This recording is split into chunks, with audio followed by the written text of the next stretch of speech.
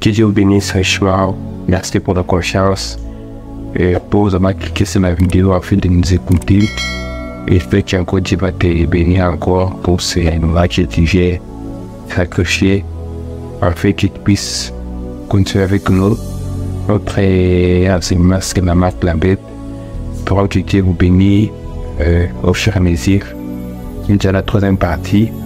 Et j'espère que vous serez encore bénis pendant ce moment que nous aurons à passer ensemble au courant de cette séance. Et que Dieu vous bénisse encore. Ça va d'aller prendre la Bible. Aujourd'hui, je ne préfère pas dire beaucoup de versets parce qu'on va arrêter du premier verset jusqu'à là où tu vas nous conduire. Donc, on va prendre des versets par verset et pour vraiment voir continuer notre étude et pour comprendre la bête. Alors, ça, pour retarder, on va prendre un peu le verset 1 et 2. Et c'était sur la sable de la mer. Puis je vis monter de la mer une bête qui avait 10 cornes et 7 têtes. Et ces cornes de 10 diadèmes sur ses têtes des noms blasphèmes. La bête que je vis était semblable à un léopard, et ses pieds étaient comme d'un ours, et sa gueule comme une gueule de lion. Le dragon lui donna la puissance et son trône, une grande autorité. Et je vis l'une des têtes était comme blessée à mort, mais sa blessure mortelle lui fut guérie, et toute la terre était dans l'admiration derrière la bête. On va juste prier pour continuer notre sujet. Et Tout-Puissant, nous sommes maintenant devant toi. Nous te remercions, Seigneur, pour une bonne occasion d'être ici, connectés sur les caméras, afin que nous puissions écouter ta parole, Seigneur. Bénis tes enfants, bénis mes frères et sœurs, Seigneur. Donne carrément la révélation, Seigneur Jésus. Alors qu'il est là, pardonne nos péchés, nous incrédulités, Seigneur. Donne la foi, afin que nous puissions réellement faire le message. Et que nous puissions recevoir ce que toi tu as envoyé là. Car c'est ça les œuvres de Dieu. Seigneur Jésus-Christ, les livres de Genèse et de l'Apocalypse, ce sont des livres qui sont tellement profonds. Il nous faut vraiment que tu puisses venir te révéler à nous, Seigneur. C'est pourquoi prendre le micro et que tu puisses venir parler des enfants. Car je veux d'écouter ta voix. Car tu as promis qu'il y a un dernier jour, tu viendras nous enseigner au travers du Saint-Esprit. C'est pourquoi Dieu Père, prends tout ce qui n'est pas à toi en moi et aide à traverser Jésus, manipule-moi comme tu as maudit. Et ce que tu as prévu, comme que tu voulais que tu puisses comprendre, Seigneur. Libère-les maintenant, Seigneur Jésus. C'est pourquoi moi je m'enlève du chemin, car je ne peux rien faire de moi-même. J'aimerais que l'Esprit Saint puisse me conduire, afin que celui qui sera devant la caméra pour écouter ta parole, qu'il soit béni, qu'il soit rempli, qu'il puisse obtenir réellement la réponse à sa prière, Seigneur Jésus. Je crois que tu vas le faire, car tu as promis que voici les signes qui accompagnent ceux qui auront crié. C'est pourquoi, Seigneur, je sais que mon frère et ma sœur sont des croyants. Je sais qu'ils aiment bien l'émotion des croyants, Seigneur. Fais quelque chose dans leur vie pendant que les écouteurs de la parole. Je ne sais pas moi qui va parler encore, mais que ton Esprit Saint puisse parler à moi, afin d'édifier, afin de transformer, afin de transmettre la vie, Seigneur Jésus, car c'est ça des œuvres, l'œuvre du calvaire, qui est venu de les continuer dans ta serviteur.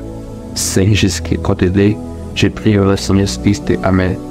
Que Dieu bénisse encore, et c'est notre frère, Paul Daniel, qui va vous maintenant, pour continuer avec notre sujet intitulé La marque de la bête. J'espère que Dieu nous bénit dans ce sujet-ci, c'est vraiment profond. Et nous voyons que c'est un sujet qui est vraiment capital de la Bible. Et c'est pourquoi j'ai besoin de vous en parler, car j'aimerais que nous puissions savoir c'est quoi la marque de la bête. Et nous connaissons et nous avons vraiment appris beaucoup de choses dans la partie qui s'est terminée ici. J'espère que ce soit la troisième partie. Et Dieu va nous bénir quand nous aurons écouté ce sujet. Comme je suis devant vous ici, je l'ai dit encore, je ne suis contre personne, ou bien je ne suis contre une doctrine de l'église, ou bien contre vos foi, contre vos croyances ou bien vos croyances, et le fait que vous dites la vérité, car c'est la vérité qui pourra vous salver, c'est la vérité qui pourra vous sauver. Car la parole nous dit dans Jean que vous connaîtrez la vérité et la vérité vous affranchira.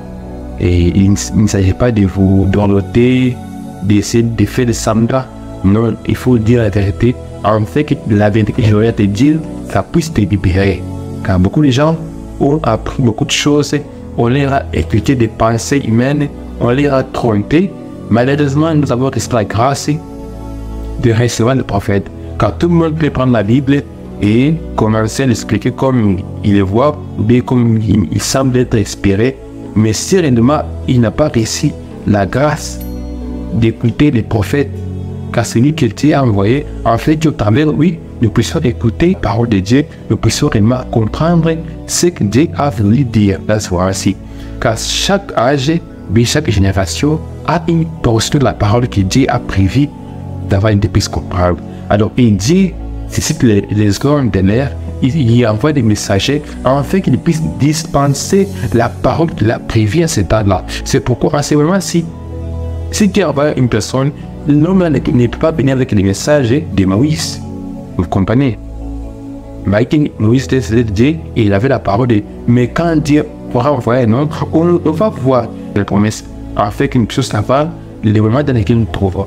Et c'est pourquoi il lui faut reconnaître son jour et son messager. Car beaucoup de gens ont péri parce qu'ils n'ont pas pu reconnaître leur jour et son messager. Car chaque âge et chaque génération, Dieu envoie un homme en fait de connaître ces générations-là. Alors, l'effet de manquer les bits-là, l'effet de ne pas reconnaître réellement l'homme que Dieu a envoyé dans ta vie, l'homme que Dieu a envoyé qui puisse te délivrer, tu seras égaré. Imagine-toi les grands chauffages qui a envoyé Moïse, là vers l'Égypte, pour aller libérer les enfants d'Israël. Alors, ce que les enfants d'Israël pouvaient faire des plus pires que Dieu ne pouvait même pas les pardonner, c'était de réviser Moïse. C'était de réviser ce que Dieu a envoyé pour les faire ceci dans ces problèmes qu'ils parcouraient. Ça fait des années, ils ont prié Dieu, ce qui a été vraiment Dieu, nous que nous soyons libérés. Alors Dieu a envoyé un homme, l'homme qui l'a formé, l'homme qui l'a établi, l'homme qui l'a commissionné avec sa puissance, afin qu'il puisse amener ces enfants-là vers la Palestine. Et nous aussi maintenant, Dieu nous a fait grâce, nous avons réussi, les prophètes appelés Frère Branham, avec le message de nous ramener à la foi apostolique. Alors, continuons ici, et je sais que vous allez bénir si tu as une question, quelque chose qui peut t'échapper quand j'aurai à être posé. Réellement, c'est que j'allais laisser ici. Pose la question en commentaire, et Serena peut répondre. Si vraiment il y a une question qui est biblique, il y aura aussi des réponses bibliques. Et c'est pourquoi je crois de tout mon cœur que ta réponse, mais que la question trouvera des solutions. Si on a une question relative, ça trouvera des solutions. Alors, on va prendre les chapitres les dieux de stage mauvais, prêcher les premiers ou terre 5 au paragraphe 36. C'est comme une semence qui commence dans la terre. Elle monte en passant par les éléments porteurs, la vie qui anime. Mais à la fin, elle devient la même semence lorsqu'elle est entrée dans la terre. Vous comprenez? Donc, quand on a planté une semence à la terre, la semence là, quand on l'a arrosée et que la semence là donc le soleil a frappé dessus, quand elle était dans la terre, ça pourra produire des fruits. Et dans le fruit plutôt, il y aura d'autres semences. Donc ça produira les mêmes semences. Vous comprenez? C'est pourquoi je vais vous montrer que chaque semence produit selon son espèce. Car si on n'a pas compris, on n'a pas saisi la vision de la Genèse, comment est-ce que les choses ont commencé, on ne saura pas saisir la fin. Parce que l'Apocalypse nous montre ce qui va se terminer, comment est-ce que toutes ces choses vont se terminer. Or, il faut montrer que nous avons eu la bête au commencement. Et tout cela a été placé là-bas à la Genèse. Vous comprenez ici ce que les prophètes vont nous montrer. Et de la même manière que la semence de tromperie est tombée dans l'Éden, vous comprenez? La semence de tromperie est tombée dans l'Éden. Donc, quand le diable a dit qu'il pouvait aussi mettre semence, il est passé par travers le serpent, parce qu'il ne sait pas être un élément qui est très aisé. Alors, on a voulu utiliser ce serpent afin de transmettre sa semence sur la terre. C'est pourquoi les gens disent à ses membres de tromperie pour séduire elle. C'est de la même manière que nous voyons que le là s'est développé. Vous voyez, car il a fallu parcourir beaucoup d'années avec une seule fois la vraie manifestation du diable. Mais la semence a été sémée depuis la Genèse. Jusqu'à maintenant, ça continue à se croître. Et c'est pourquoi nous venons de voir là des résultats qui se produisent maintenant. C'est de la même manière qu'elle finit dans les derniers jours. Vous comprenez? Quand c'est planté là-bas à la Genèse, nous sommes là pour voir comment ça va se finir dans les derniers jours. Car souvenez-vous, le diable aussi, il a voulu être adoré comme Dieu.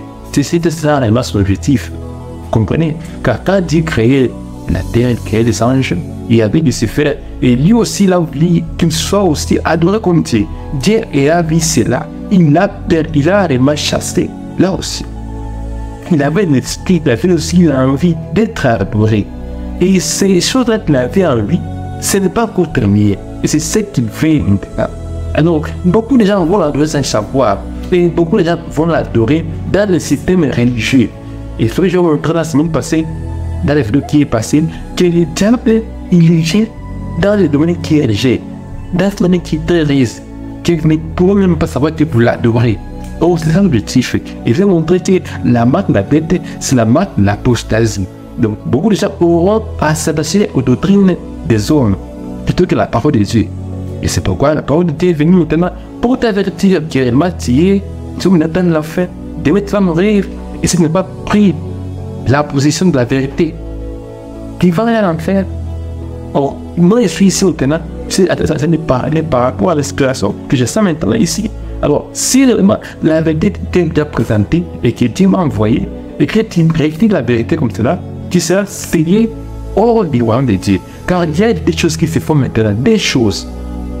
Soit on reçoit l'esprit de Dieu, son esprit, ou bien on reçoit la marque de la bête, la marque de l'apostasie, où on va s'attacher aux choses qui ne sont pas la vérité, aux choses faites des mains d'homme. Comprenons ici. Tout comme l'évangile est tombé à mystère Rome, vous comprenez, sinon l'évangile est tombé. Ici, ça parle de beaucoup de choses ici. Ici, nous voyons que quand Jésus-Christ parlait dans un peu de temps, Jésus-Christ, quand il est venu sur la terre, il est venu pour les Juifs, et qui s'attendaient à voir le Messie, à être sauvé. Vous comprenez? Alors, quand il est venu, il s'est manifesté. La manière dont les Juifs s'attendaient au Messie, il est venu d'une manière qui était étrange. Parce qu'il est venu d'une manière qui sera exceptionnelle, qui sera venu d'une manière qui est vraiment superficielle, mais il est venu de manière humble et inatteignable, comme vous le connaissez tous. Alors le juif va dire, ça ne peut être un Messie qui n'a pas envie de grandir. Son père avait bien été un charpentier, tout cela pour me dire, et une parcelle pour prendre une interprétation, ils ont raté l'objectif. Alors quand il y a appliqué, les gens qui ont besoin de faire venir mourir, ils l'ont rejeté. Alors l'évangile est tourné vers les gens des nations. C'est pourquoi on peut voir les Samaritains et les gentils. Vous comprenez? Nous n'attendons même pas à voir les Messies. Mais quand Jésus-Christ a dit que les gens, il a voulu qu'ils puissent être sauvés, qu'ils puissent voir les salis, ils l'ont refusé. Alors l'évangile est tourné vers les gens des nations. Alors Jésus-Christ a prévu de chercher son épouse dans cette année d'église. Il nous a cherché des nations dans cet âge.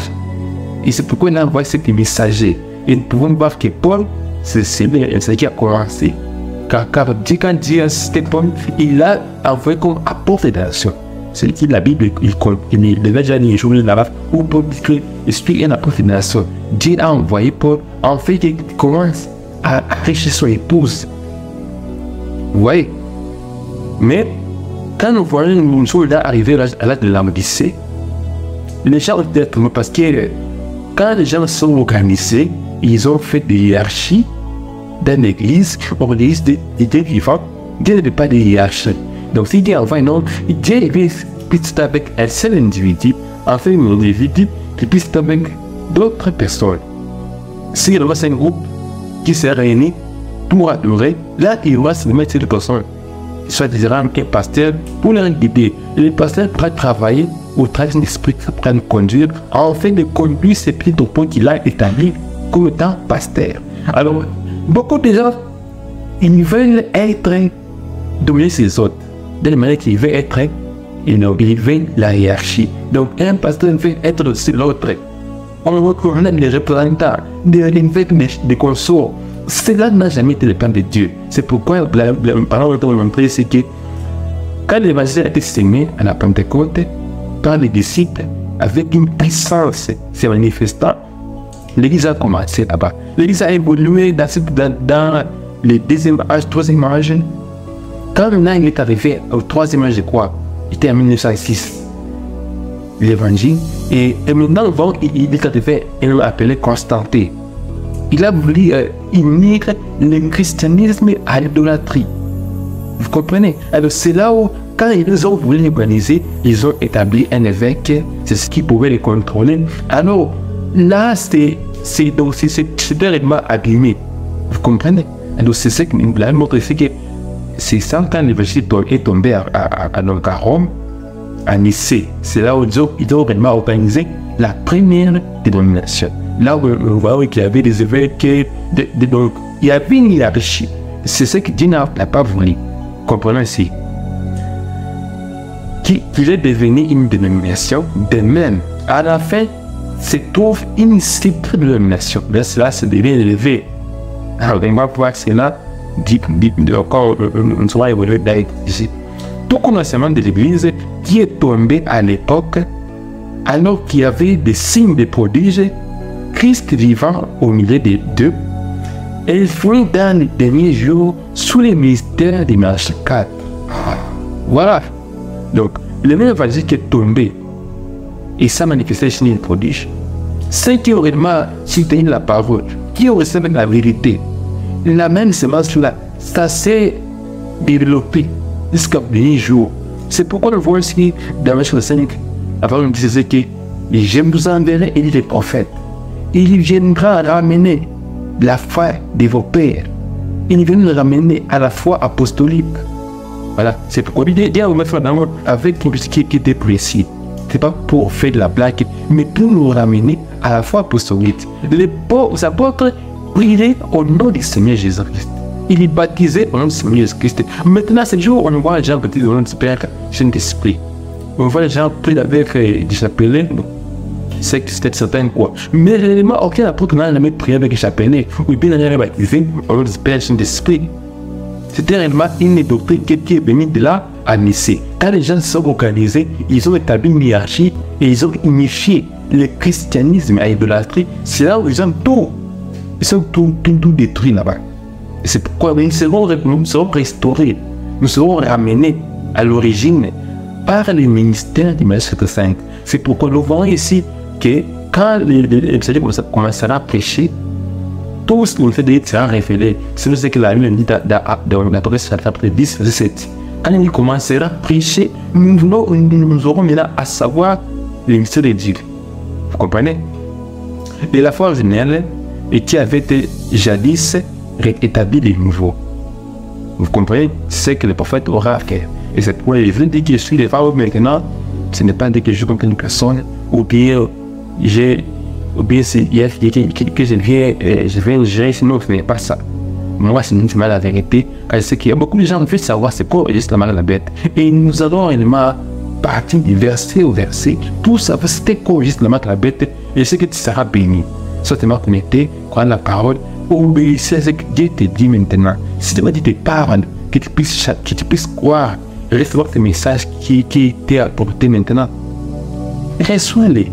Ne pas ce que tu dois faire aujourd'hui au lendemain. Car demain, c'est peut-être que ça sera trop tard. C'est peut-être que tu as fait la grâce des choses que j'ai données ici maintenant.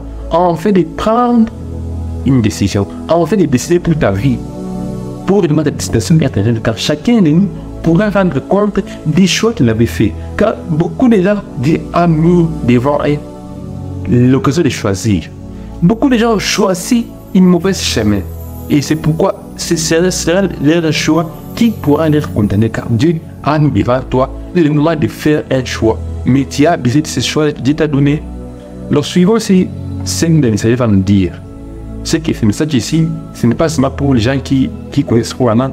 Et pour les gens qui ne connaissent pas, Dieu va faire grâce de nous parler. Donc, quand tu pourras seulement voir les fruits pendant, tu n'auras rien à dire aux gens qui n'ont pas compris la vérité. C'est pourquoi nous, c'est une chance de proclamer la vérité, proclamer l'évangile. Alors, ceux qui auront la grâce de reconnaître cela, il sera sauvé.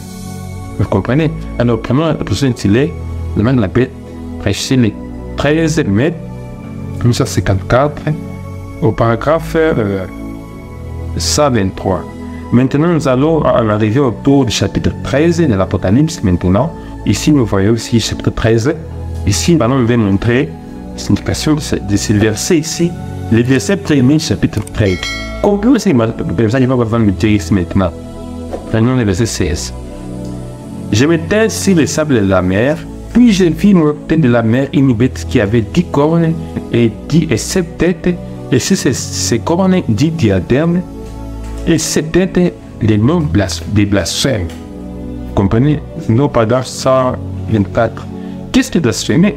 C'est dire, c'est moquer, ridiculiser, parler de. Ah, ici, il y avait une chose qui venait de parler ici. La parole nous montre que tout péché sera pardonné au sort. Quand Jésus-Christ a fait une terre, il y a beaucoup de gens qui disaient qu'il était un bézéboule, qu'il était prêtre de mort, qui s'est moqué de lui en de terre. Mais il avait dit, maintenant je vous pardonne. Mais quand je vais partir et que j'enverrai dans l'église, une seule parole contre l'homme qui travaille dans le Saint-Esprit, oui, qui travaille sur le Saint-Esprit, une seule parole, et ça sera fini. Ce sera un péché qui sera éternel. Même Dieu ne va pas t'épargner quand tu auras déjà franchi ces limites-là. C'est pourquoi quand les mots, parce que beaucoup de gens ne connaissent pas le mot de famille, ça veut dire quoi? C'est quand tu te moques des personnes qui ont le Saint-Esprit, qui travaillent dans l'Esprit. Et là, tu viens de blasphémer. Et là, montre qu'il n'y a pas de pardon. C'est pourquoi c'est seulement ici, il y a beaucoup de choses que tu vas comprendre des faux fur et à mesure qu'on sera en train d'écouter ces Jésus. Et quand tu parles mal d'une personne, est-ce que tu connais cette personne qui est dans la main de l'esprit, afin de parler mal de lui? Alors faites attention pour ne pas courir des risques, car ceux qui n'ont pas réussi les soins de Dieu auront resté la peine, car ils seront scellés loin du royaume de Dieu. C'est pourquoi faites attention, nous sommes en train de réellement d'étudier maintenant les premiers versets. La bête que j'ai vue était semblable à un léopard, et ses pieds étaient ceux de l'ours, sa gueule, une guêpe de lion. Et le dragon rigolant la puissance et son trône et une grande autorité. Pendant ce fond. Le dragon, nous voyons des choses à considérer maintenant. Regardez bien cette bête. Elle contenait 4 personnages. Nous voyons ici, comme disons aussi, c'était chapitre-ci, Jean était en train de voir. Il voyait des choses ici, il voyait une bête sur de la mer. Mais quand Jean découvrait ce qu'il voyait, il avait beaucoup de choses. C'était comme ça m'a donné un léopard, un coup dit que sa gueule ça m'a donné un ours, un coup dit que c'était comme un dragon. Donc, Jean, lui seulement, il décrivait ce qu'il voyait, il faut décrire parce que lui seulement était un écrivain. Il pouvait voir des choses et il écrivait, mais il n'avait pas la capacité de comprendre réellement ça signifie quoi. C'est pourquoi nous avons envoyé le prophète en fait qu'il puisse nous déchiffrer tous ces mots qui est caché dans ces versets ici. Et nous allons maintenant voir c'était quoi juste ces 4 sur ce que la Bible représentait là-bas. Et si vous prenez Daniel 7, vous notez, Daniel a la même vision. 800 ans avant c'est travail. Si on peut voir, il y a beaucoup de différents de livres là-bas, là où vous vérifiez Daniel 7, là aussi il y a la même vision de ces 4 animaux, de ces 4 animaux que Jean aussi avait vu. Il avait mis la vision. Il avait vu ces animaux distincts de l'un de l'autre au commencement du règne des nations. Donc, Daniel nous avait dit cette vision. C'est pourquoi c'est les combinaisons dans le Testament et dans le Nouveau Testament. Et voici Jean, et voici Jean les voit à la fin du règne des nations. Quand Daniel, il avait vu au début des nations. Et Jean aussi, là, c'est là à la fin. C'est pourquoi ça concordait ce que Daniel avait vu et ce que Jean aussi avait vu. Ces 4 animaux, tous représentaient un scène. Vous comprenez? Donc, tous ces 4 animaux que Jean voyait, c'était pas forcément un scène. Et nous voulons savoir, c'était quoi juste cet animal qui est réellement ces 4 représentés? Car Jean aussi avait vu 4 animaux qui avaient des différences. Était comme un léopard, l'autre avec une gueule d'un ours, comme les écrit ici. Mais tous ces 4 animaux représentaient un seul. Et c'est ce que nous faut savoir. Et ces vieux démons, c'est des démons. Ces vieux démons qui ont possédé chaque royaume romain tout au long et tous les dons des Grecs qui a suivi tous les dons de la disparition des nations sont arrivés là et se sont joués à une seule bête. Comprenez? Donc, depuis là au commencement, là, quand Daniel voit cette vision aussi, et nous voyons qu'il y a sa succédé. Quand il y avait là les royaumes des Romains, disons, c'est pas un autre ici, mais là, ça succédé. Mais là, tout cela, ça rapportait un seul bête. Car vous avez vu que la bête, c'est une puissance. C'est une puissance qui est épée. Nous allons la trouver tout de suite. Voilà ce que c'est. Tout cela, les léopards, hein, les lions, tout ça, et les dragons, combien savent que c'est les dragons? Les dragons représentent Rome, oui.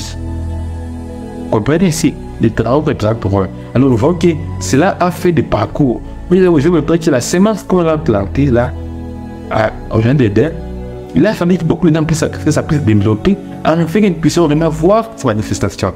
Et tous ces visions de ces 4 animaux là, c'est des parcours des puissances des démons qui parcouraient des moments à l'autre.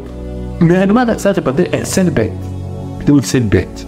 Et c'est là où nous sommes en train d'aller pour vraiment savoir.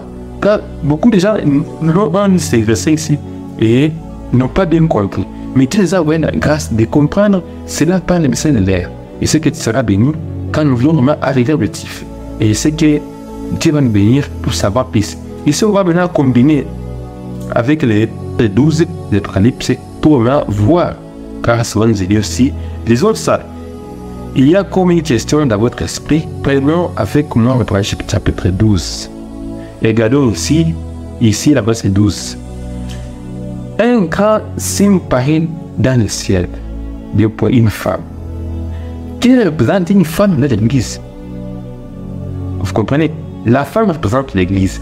C'est l'épouse ici. L'église, la vraie église. Vous comprenez? Quand on parle d'une femme, là, on fait les autres églises. On regarde des fausses églises et il y a des vraies églises. Mais ici, on voit que c'est une vraie église. Une femme a pris du ciel, une ligne sous ses pieds. C'est que la planète c'est 13 12 lignes. C'est que la Milan peut nous montrer c'était quoi juste avec une puissance continuer les versets suivants dans le chapitre 13. Ici, par exemple, 130. La ligne sous ses 3 pieds, la ligne à sa tête, la ligne à ses pieds. Le soleil, c'était la représentation de la grâce. Le soleil, ça représentait également le temps où la grâce a été manifestée pour les gens. Et la ligne, c'était la disparition de la loi. Nous voyons, et si on peut retourner en arrière, nous voyons que réellement, Moïse portait la loi, Jésus portait la grâce. Et la loi agit, et la loi ne pouvait se sauver personne. Mais quand la grâce a intervenu, c'est pourquoi nous voyons déjà, on été sauvés. Car tout nous sommes sauvés par la grâce. C'est pourquoi la loi ne peut rien faire pour toi. Il faut la grâce afin que tu sois sauvé. Continuons ici. La force, c'était une église orthodoxe. Elle se tenait là au-dessus de la loi. Et la loi passait parce que la loi était une ombre des bonnes choses à venir. Vous comprenez? La loi, c'était une ombre des choses à venir. Donc la loi est une ombre de la grâce. La ligne n'était qu'une ombre du soleil, alors il se reflétait sur la ligne. C'est ce qui donne la ligne. C'est ce qui comprend que la ligne reflète le soleil. Et la loi était sous ses pieds, il avait déjà vécu ces jours-là. Remarquez comme il était habillé là maintenant. Sous ses pieds, et une couronne de 12 étoiles sur sa tête. Une église a pour couronne des doctrines des apôtres, 12 apôtres. Vous voyez que ici, dans le chapitre 12, ils voient qu'il y avait une femme, comme la Bible décrit ici, qu'il y avait une femme.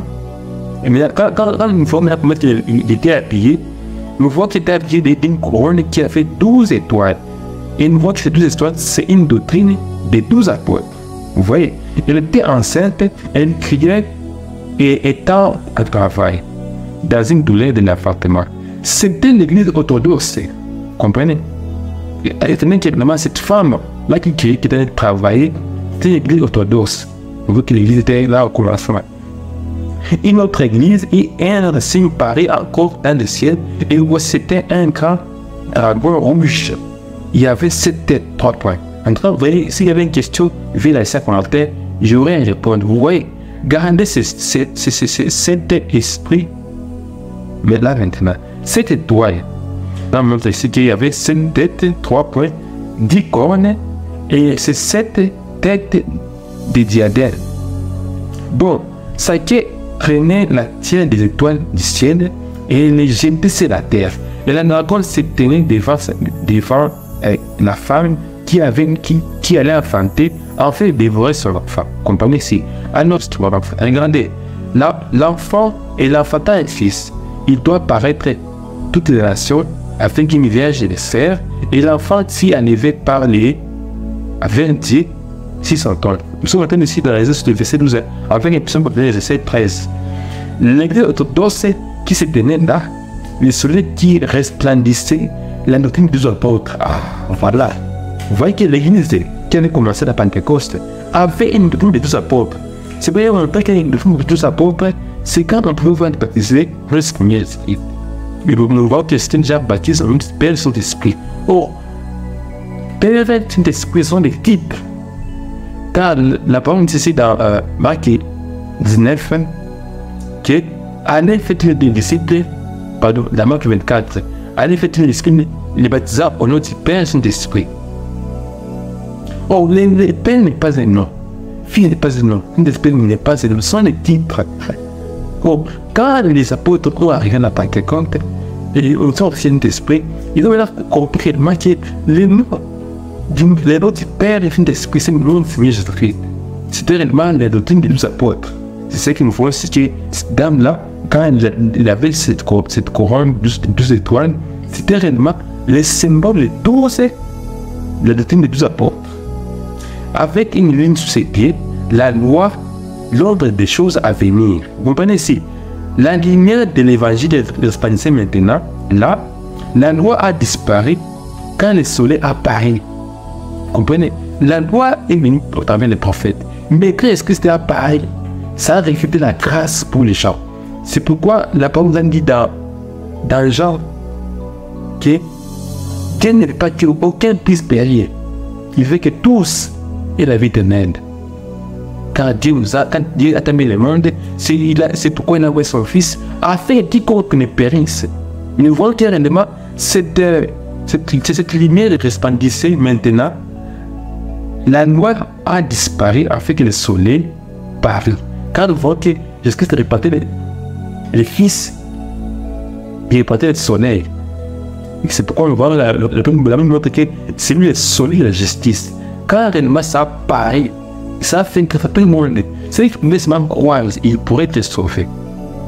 Et ici nous voyons la parole 32, elle était dans une douleur de l'enfantement et enfantant un fils qui était Jésus-Christ. Vous voyez ce côté-là ici, une fille a levé vers Dieu. Et voici, lorsque le dragon était le diable, le dragon était le diable, et il vit que la femme allait enfanter, il se tenait tout près d'elle, en fait de dévorer son enfant dès qu'il naîtra. Ils sont en train de voir comment est-ce que la sémence de la bête est en train de parcourir. Car la sémence a été sémée à la Genèse. Mais cette sorte de parcours, c'est pourquoi nous voyons ici clairement qu'il y avait une bête qui a voulu dévorer l'enfant cette femme a voulu enfanter. Et nous voulons avoir, c'était la femme qui devait être née, et qui est plus tard fini de voir. Comprenons ici. Et quand Jésus-Christ est né, comprenez alors, plus tard, nous devons venir restif. L'Empire romain a émis l'ordre de tuer tous les enfants de 2 ou de 2 ans ou une année, ou moins, pour parvenir à tuer Jésus-Christ. Vous comprenez ici? Le symbole ici, dans le chapitre 12, ici, nous voyons qu'une femme a voulu enfanter. Il a voulu enfanter. Nous voyons qu'il a voulu enfanter. Réellement, quand il a voulu enfanter, l'Empire romain a voulu tuer Jésus-Christ. C'est pourquoi nous voyons Hérode. Nous voyons que c'est vraiment de la bête. C'est parcouru chez Hérode. C'est pourquoi Hérode s'est arrêté à croire comment est-ce qu'un roi pouvait naître qui va me remplacer. Vous comprenez? C'est pourquoi il a voulu tuer. Nous voyons que c'est la sémence de la bête qui parcourait au travers Hérode. Vous comprenez? C'est ce que j'ai voulu qu'il puisse comprendre que c'est moi qui l'a parcouru au travers Hérode à ce moment-là. Vous comprenez?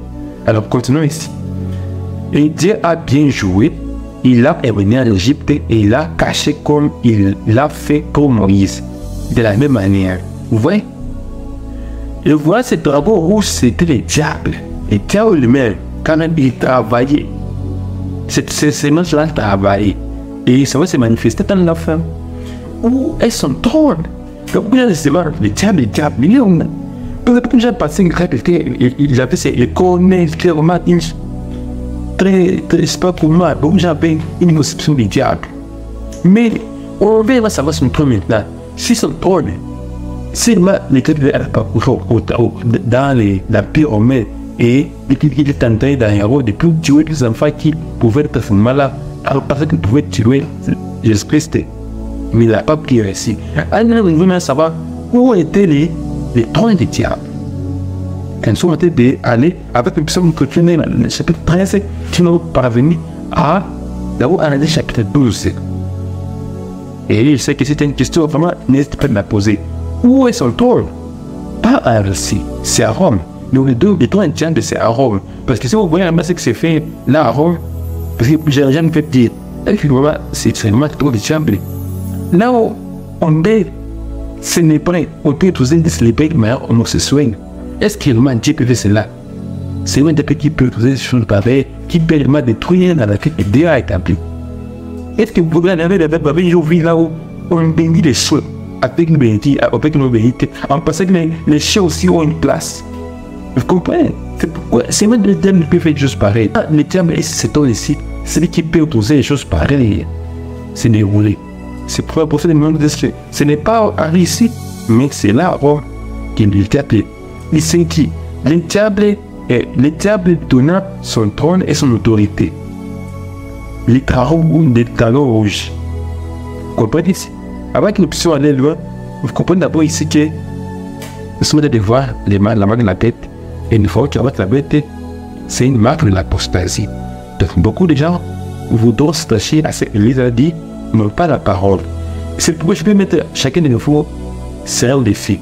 En entrant dans la Bible, la religion de Paul, la religion de Moïse, la religion d'Abraham, ou bien la religion de Pierre.